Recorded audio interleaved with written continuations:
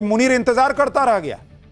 ना ईरान का कोई नेता पाकिस्तान पहुंचा, ना ट्रंप की टीम से कोई पाकिस्तान आया। बताइए, मुनीर वहां जो है वो हाथ में डोंगा लेके सब्जी लेके खड़ा रहा, शहबाज पूड़ी लेके कि कोई आएगा तो पूड़ी सब्जी खिलाएंगे। ना अमेरिका से कोई आया, ना ईरान से कोई आया। ये तो इन लोगों का हाल है। चलें मीडिएट करा। अब ईरान कैसे ट्रंप का मजाक उड़ा रहा है, मुनीर को उधेड़ रहा है, आज आपको दिखाऊंगा। आपको यह भी बताऊंगा कि कैसे ट्रंप के सारे पैंतरे एक के बाद एक फेल होते जा रहे हैं और क्या ट्रंप ने फाइनली हार मान ली है। आप यह भी देखिए कि आज ट्रंप ने कहा कि हॉर्मुज स्ट्रेट को ब्लॉक करके अमेरिका ईरान को तगड़ा नुकसान पहुंचा रहा है। ट्रंप कह रहे हैं कि ईरान को हर दिन $500 मिलियन का नुकसान हो रहा है। अरे भाई, अगर ट्रंप का मकसद ईरान को आर्थिक रूप से नुकसान ही पहुंचाना था तो ईरान के साथ युद्ध में अमेरिका के लाखों करोड़ों डॉलर फूकने की क्या जरूरत थी।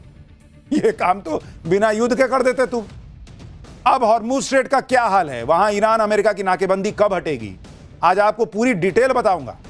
लेकिन पहले आज जो ट्रंप की, मुनीर की, शहबाज की बेइज्जती हुई है, स्ट्रेट ऑफ हॉर्मुज पे क्या हुआ है, ईरान ने क्या किया है। अमेरिका और ईरान के बीच 8 अप्रैल से सीज फायर लागू हुआ था, जो आज 22 अप्रैल को खत्म हो रहा था। इसलिए अमेरिका चाहता था कि सीज फायर की डेडलाइन खत्म होने से पहले ईरान के साथ बातचीत का कोई तो हल निकले, क्योंकि पहले 11 और 12 अप्रैल को पहले दौर की बातचीत फेल हो चुकी थी। इसलिए अमेरिका आज होने वाली बातचीत से बहुत उम्मीद लगाए बैठा था, लेकिन ऐसा कुछ नहीं हुआ। उधर पाकिस्तान दोनों पक्षों के बीच दूसरे दौर की बातचीत की मेजबानी के लिए ताबड़तोड़ तैयारी कर रहा था। इस्लामाबाद में कई सड़कों को ब्लॉक कर दिया। ईरानी और अमेरिकी डेलीगेशन को वीवीआईपी ट्रीटमेंट देने की पूरी तैयारी करके बैठा था। लेकिन पाकिस्तान की तो तगड़ी बेइज्जती हो गई, क्योंकि बातचीत करने के लिए कोई वहां पहुंचा ही नहीं। अमेरिका ईरान के बीच दूसरे दौर की बातचीत क्यों शुरू नहीं हो पाई, ये आगे बताऊंगा। लेकिन पहले यह देखिए कि आज ट्रंप ने ऐसा ऐलान कर दिया कि पूरी दुनिया चौंक गई। आज ट्रंप ने ईरान के साथ सीज फायर को अनिश्चित काल के लिए बढ़ाने का ऐलान कर दिया कि भाई तू भी मत मारना, मैं भी नहीं मारूंगा, और अनिश्चित काल तक चलेगा, कोई डेट नहीं है। अब ये वो डोनाल्ड ट्रंप हैं जो हर बार एक डेट देते थे कि सुनो इसके पहले ये सब कर लेना, नहीं तो बहुत मारूंगा, सुनो ये इतने के पहले कर लेना, नहीं तो बहुत मारूंगा। आज भाई साहब ने सरेंडर कर दिया, कहा कि नहीं अब अनिश्चित काल के लिए सीज फायर है। हॉर्मुज स्ट्रेट पर अमेरिका ने जो ब्लॉकेड कर रखा है उसे जारी रखने की बात भी उन्होंने कह दी। सीज फायर का ऐलान करते हुए ट्रंप ने कहा कि अमेरिका सीज फायर को तब तक बढ़ाएगा जब तक ईरान का प्रपोजल जमा नहीं हो जाता और बातचीत किसी ना किसी तरह खत्म नहीं हो जाती। हालांकि इस दौरान हॉर्मुज स्ट्रेट में मिलिट्री ब्लॉकेड जारी रहेगा। मुझे बताया गया कि ईरान की सरकार बुरी तरह से बटी हुई है। मुझसे पाक पीएम शहबाज शरीफ और असीम मुनीर ने ईरान की तरफ से प्रस्ताव आने तक ईरान पर हमला रोकने की अपील की थी। अब ट्रंप को खुद तो बेइज्जती लग रहा है कि कैसे बोलूं कि मैंने खुद किया है, तो मुनीर और शहबाज को पाला ही इसी के लिए, उसके ऊपर डाल दिया। मुनीर शहबाज कह रहे थे कि सर आप ईरान को मत मारिए, इसलिए मैंने छोड़ दिया, नहीं तो बहुत मारता। कह रहा है कि वहां ईरान जो है उसका लीडरशिप बटा हुआ है। लीडरशिप बटा हुआ है, ये वो डोनाल्ड ट्रंप हैं, झूठे डोनाल्ड ट्रंप, जो पिछले महीना भर से कह रहे हैं कि वहां लीडरशिप बचा ही नहीं है। आज भाई साहब कह रहे हैं कि लीडरशिप बटा हुआ है। पहले अपना मन बनाओ कि बचा है कि बटा है। ट्रंप ने अनिश्चित काल तक सीज फायर के फैसले के लिए पाकिस्तान को जिम्मेदार बता दिया, क्योंकि पाकिस्तान ही है जो अमेरिका ईरान के बीच डील कराने में जुटा है। इसलिए ट्रंप ने पाकिस्तान के नाम पे खेल दिया, ताकि किसी को यह ना लगे कि अमेरिका ने खुद से यह फैसला लिया है। यह है हाल इनका। ईरान और अमेरिका दूसरे दौर की बातचीत के लिए टेबल पर क्यों नहीं बैठे, इसके पीछे की इनसाइड स्टोरी आपको बताऊंगा। लेकिन पहले ईरान में वायरल हो रहा ट्रंप का एआई वीडियो दिखाता हूं।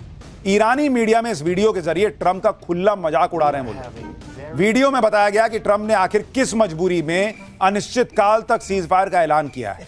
वीडियो में ट्रंप और जेडी वेंस समेत 4 लोग टेबल के एक तरफ बैठे हैं और दूसरी तरफ 4 कुर्सियां खाली पड़ी हैं। ये कुर्सियां ईरानी डेलीगेशन के लिए थी, लेकिन आज होने वाली बातचीत के लिए ईरानी डेलीगेशन मीटिंग में पहुंचा ही नहीं। काफी देर इंतजार करने के बाद ट्रंप को ईरान की एक चिट्ठी मिलती है। चिट्ठी में लिखा था, ट्रंप शट अप। इसके बाद ट्रंप ने ऐलान कर दिया कि पाकिस्तान के रिक्वेस्ट पर वो सीज फायर का टाइम बढ़ा रहे हैं। यानी ईरान ने इस वीडियो के जरिए डोनाल्ड ट्रंप जो अनिश्चित काल तक सीज फायर बढ़ा रहे हैं उसकी पोल भी खोल दी। आप सोचिए बॉस, जिस ईरान पर डोनाल्ड ट्रंप एहसान जताते हुए अनिश्चित काल के लिए सीज फायर बढ़ा रहे हैं, वही ईरान उनको बेइज्जत करता हुआ वीडियो डाल रहा है कि झूठ मत फैलाओ, हम आ ही नहीं, तुमसे बात ही नहीं करना चाहते, तुमको कह रहे हैं शट अप। अमेरिका चाहता था कि ईरान के साथ दूसरे दौर की बातचीत हर हाल में, लेकिन ईरान ने ही बातचीत से साफ मना कर दिया। वजह थी अमेरिका की वो शर्तें जिसे ईरान ने मानने से इनकार कर दिया। अब इसके बाद अमेरिका के उपराष्ट्रपति जेडी वेंस इस्लामाबाद जाकर करते क्या? वो भी ट्रंप के एआई वीडियो की तरह मीटिंग रूम में ईरानी डेलीगेशन का इंतजार ही करते रह जाते। इसलिए जब ईरान ने शांति वार्ता की शर्तों को ठुकरा दिया, उसी वक्त यह साफ हो गया कि अब ईरान बातचीत नहीं करने वाला है।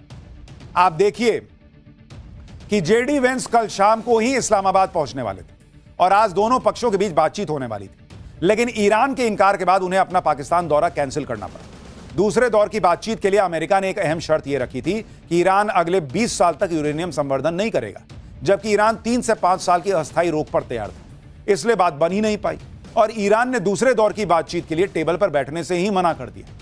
यानी अमेरिका अपनी शर्तों पर डील चाहता था। ईरान ने एक बार फिर अमेरिका को याद दिला दिया कि वो ना तो झुकेगा ना अपने हितों से समझौता करेगा।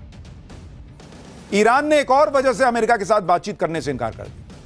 वो वजह क्या है बताऊं, लेकिन पहले यह देखें कि ईरान अमेरिका मीटिंग की एक तस्वीर जो पाकिस्तान से लेकर नॉर्वे तक जबरदस्त वायरल हो रही है। जब 11 अप्रैल को इस्लामाबाद में अमेरिकी उपराष्ट्रपति जेडी वेंस और ईरान के बीच शांति वार्ता हो रही थी, उस वक्त एक अजीब घटना ने सबका ध्यान खींचा। इस मीटिंग में पाकिस्तानी मूल का एक ऐसा कारोबारी मौजूद था जिसे नॉर्वे ने भगोड़ा घोषित कर रखा है। इस पाकिस्तानी मूल के कारोबारी का नाम है उमर फारूक जहूर। नॉर्वे के अखबार वर्डेंस गैंग ने उमर फारूक जहूर की पहचान की और उसकी पूरी कुंडली खोल दी। इसके बाद पता लगा कि जहूर तो बहुत बड़ा फ्रॉड है। इसने कई देशों में घपलेबाजी कर रखी है। जहूर पर नॉर्वे में करोड़ों डॉलर की धोखाधड़ी का आरोप है। लंबे समय से नॉर्वे पुलिस को जहूर की तलाश थी। 2003 में जहूर को नॉर्वे में दोषी ठहराया गया था, लेकिन जहूर गिरफ्तार होने से पहले ही नॉर्वे से भाग गया। इसलिए नॉर्वे ने जहूर को भगोड़ा घोषित कर रखा है। नॉर्वे के अलावा स्विट्जरलैंड में भी जहूर एक डील में घपले का आरोपी है। 2004 में स्विट्जरलैंड पुलिस ने एक मामले में जहूर को आरोपी बनाया था। अब आप सोच रहे होंगे कि जहां दो देशों के बीच युद्ध रोकने को बात होनी थी, वहां पर पाकिस्तानी मूल का एक करप्ट और भगोड़ा बिजनेसमैन कर क्या रहा था। यह उमर फारूक जहूर मुनीर की आंखों का तारा है। हर फ्रॉड मुनीर को पसंद आता है बॉस। पाकिस्तान में उसे हिलाल इम्तियाज सम्मान से नवाजा गया है। यह पाकिस्तान का दूसरा सबसे बड़ा नागरिक सम्मान है। जहूर को यह सम्मान पाकिस्तान में विदेशी निवेश लाने के लिए दिया गया था। इसके अलावा पाकिस्तान के पूर्व पीएम इमरान खान को जेल में पहुंचाने के पीछे इसकी बहुत बड़ी भूमिका है। मुनीर के इशारे पर जहूर तोशाखाना केस में विसल ब्लोअर बन गया और गवाही देकर इमरान को जेल पहुंचा दिया। इसलिए शहबाज सरकार और मुनीर का इसको पूरा बैकअप रहता है। और सोचिए क्या डील चल रही है कि एक करप्ट आदमी उस डील को कराने पहुंचा हुआ जेडी वेंस से मिल रहा है। यह तो हाल है पाकिस्तान का। शहबाज और मुनीर ने पूरा जोर लगाया कि कैसे भी ईरान अमेरिका के बीच डील फाइनल करवाता है। वो दुनिया भर में अपनी आतंकी देश वाली इमेज सुधार। लेकिन जिस तरह ईरान को ट्रंप की बातों पर यकीन नहीं, उसी तरह पाकिस्तान पर भी ईरान को रत्ती भर का भरोसा नहीं। पाकिस्तान की चालाकी को ईरान ने समझ लिया और उस पर तीखा हमला बोला। ईरान के सरकारी टीवी चैनल पर पाकिस्तान को खूब लताड़ा जा रहा है। ईरान की मीडिया में पाकिस्तान को लेकर क्या कुछ चल रहा है, वो कुछ बातें आपको बताता हूं।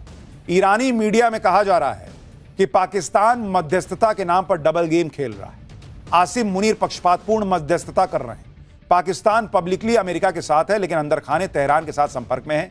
ईरान के 10 सूत्रीय प्रस्ताव को पाकिस्तान ने नजरअंदाज कर दिया है। पाकिस्तान अमेरिका समर्थित 15-16 नई मांगे आगे बढ़ा रहा है। यानी ईरान कह रहा है कि यह आदमी बीच में नौटंकी कर रहा है। मुनीर और ये शहबाज, ये लोग अमेरिका की तरफ से खेल रहे हैं, तो खेलेंगे। जो भीख दे रहा है उसी की तरफ से ना खेलेंगे। लेकिन ईरान को और दुनिया भर की मुस्लिम कम्युनिटी को समझ में आ रहा है कि जो पाकिस्तान आतंकी भेजता है, जबरदस्ती कश्मीर का मुद्दा बनाता है, उसके अंदर का मुसलमान प्रेम कहां चला गया? ईरान के नाम पे डॉलर के सामने सब फेल हो गया। ये तो ईरान एक्सपोज कर रहा है बॉस। ईरान अपनी शर्तों पर डील करेगा, ये उसने क्लियर कर दिया। अमेरिका ने बातचीत के लिए ईरान के सामने शर्तें रखी, तो ईरान ने भी अमेरिका के सामने शर्त रख दी। ईरान ने कहा कि बातचीत तभी होगी जब अमेरिका हॉर्मुज से अपनी नेवी की नाकेबंदी हटा ले। ईरान के संयुक्त राष्ट्र राजदूत अमीर सईद इरावानी ने कहा कि तेहरान अमेरिका की तरफ से अपनी नौसैनिक नाकेबंदी समाप्त करने के तुरंत बाद बातचीत के लिए तैयार है, लेकिन उसके लिए अमेरिका को सबसे पहले संघर्ष विराम के उल्लंघन को रोकना होगा।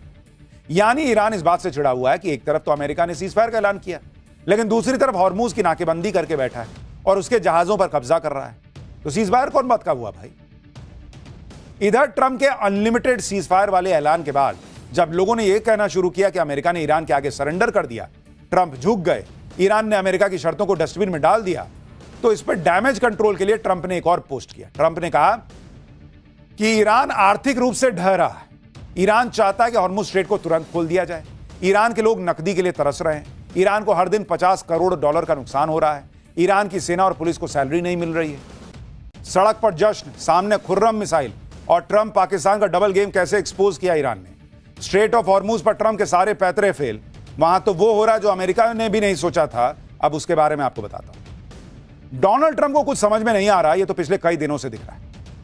ईरान उनके लिए वो आउट ऑफ सिलेबस वाला मामला हो गया है, जिसको पेपर लेके बैठे तो थे कि 5 मिनट में पेपर खत्म करके निकल जाऊंगा एग्जामिनेशन हॉल से, ऐसा फंसे हैं कि पेपर पे पेपर मांगना पड़ रहा, सॉल्व नहीं हो रहा ईरान।